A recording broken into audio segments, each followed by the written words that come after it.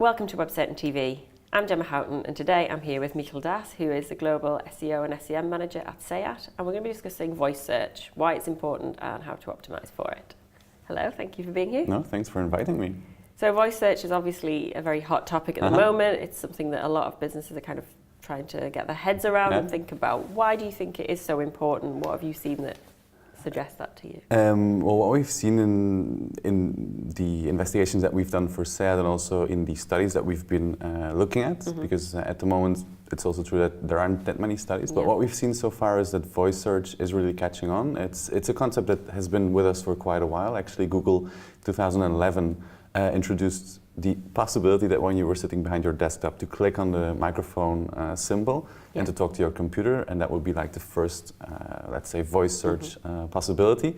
But lately it's been catching on a lot, especially companies like Google, like Amazon actively trying to implement it, basically because the technology is there and it's evolved a lot.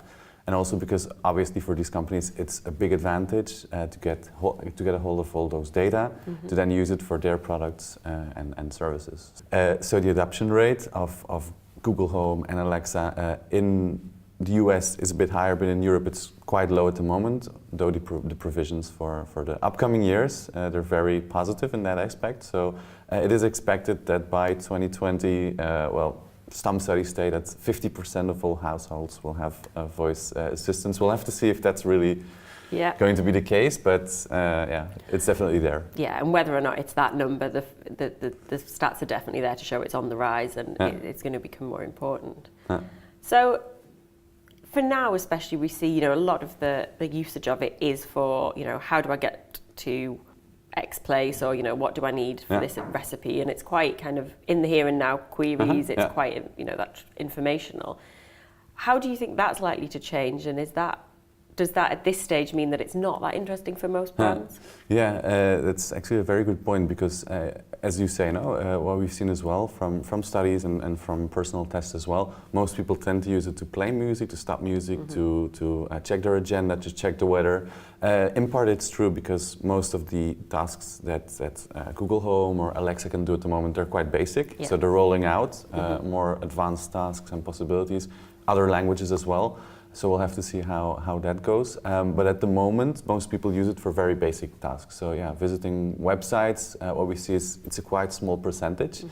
And also the possibilities of doing, for instance, advertisements. It's not been received with a lot of positive feedback. Although there are some plans that Amazon has with Alexa to try to promote their products as well. So perhaps there is a possibility for companies paying a bit more to make sure that when people search for specific products, their products get at the top. We'll have to see how that goes as well, but at the moment I think the value for marketing is rather limited. But like everything, it's important to kind of get ahead of the curve and to look at what's going to happen in the future and be ready for that. Exactly. So how are you doing this at SEAT, and how can other brands kind of begin to prepare for that and start to optimize? There has been a very good example of Burger King recently, who created a commercial. So at the end of the commercial, they activated Google Home. So people in their houses, when they were watching the commercial, the Google Home machine would explain a bit more about, because this was about the new Whopper burger. So Google Home would give some more information about it. So that was a very interesting case, a very first mover advantage in that aspect for Burger King. Most companies, and what we were trying as well, perhaps a good thing to start with would be the implementation of a frequently asked questions section, because what we see is, and we've implemented this as well on the SEAT website, what we see is that it tends to help in positioning long-tail keywords.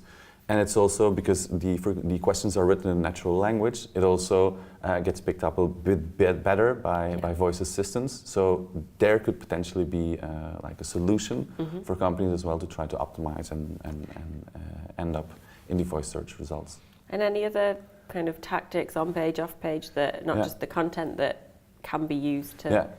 So what we've seen is everything that we've done so far for desktop and mobile search optimization can be applied to voice search as well. So there is no holy grail, if you want to call it like that, to optimize for voice search.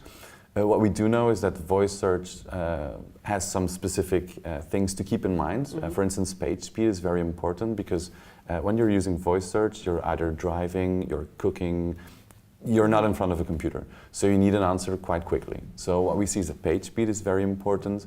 We also see that since you're using voice search and you're not able to look up very complicated words and you need a quick answer, content that's written in an easy to understand way also tends to help a bit more in getting featured in voice search results. And then as well, we see, and this is also very interesting, that if you are featured in the featured snippets in desktop and mobile searches, there's also a higher probability of showing up in voice search results because Google already has identified your website as the authority or providing the best information. So yeah, there's a lot of crossover between improving your site. What you're having to do, you don't have to go out and create a whole new strategy. You actually just have to do more of the same. Yeah, exactly. And what about from an international point of view? Because of course, we're looking, things always develop differently in different markets and there's different challenges. How have you kind of seen that from a SEO point of view, and what does that mean? So what we normally see when new technologies roll out in Google or with Bing or with Amazon, normally the UK and Ireland are the first countries in adopting these new technologies, mostly because there is the language advantage. So what we see right now is that voice search queries and visits from mobile phones in the UK and in Ireland, they're much higher than in the rest of the countries. Although in all of our countries we see that there's a big increase in people visiting from their mobile phone. So we definitely see that. We also see that there is an increase in people searching for very long tail keywords. We see again that in Ireland and the UK the percentage is a bit higher, followed then by Germany and Spain. And we'll have to see the other markets, but I think that it will also depend a bit on the languages that are going to be available very soon. For Google Assistant, for Google Home, and for Alexa, because at this moment it's predominantly English.